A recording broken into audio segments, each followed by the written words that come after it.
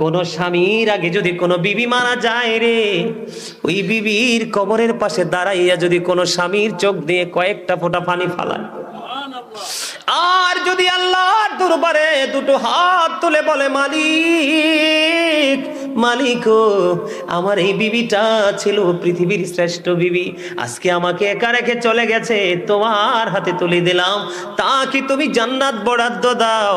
আমার নবীজি জানিয়ে দিয়েছে, ওই স্বামী যদি দোয়া করে স্ত্রীর জান্নাত বরাদ্দ হয়, তার সুখ কেউ কেড়ে নিতে পারে না। বন্ধুরে আমার, আমি বলতেছিলাম, মা বোনরা, স্বামী কাছে না থাকলে, যাদের স্বামী বিদেশে আছে, আপনারা সুন্দর করে সাজগোজ করার প্রয়োজন নেই, স্বামীর জন্য অপেক্ষা করুন, স্বামী আপনার প্রিয় স্বামী কাছে ফিরে আসবে। আল্লাহর হাবিব বলেছেন, নির্জনে যখন বেগানা একটা পুরুষ এবং একটা নারী থাকবে, মনে রাখবেন থার্ড পারসন থাকবে শয়তান। কথা কি আপনারা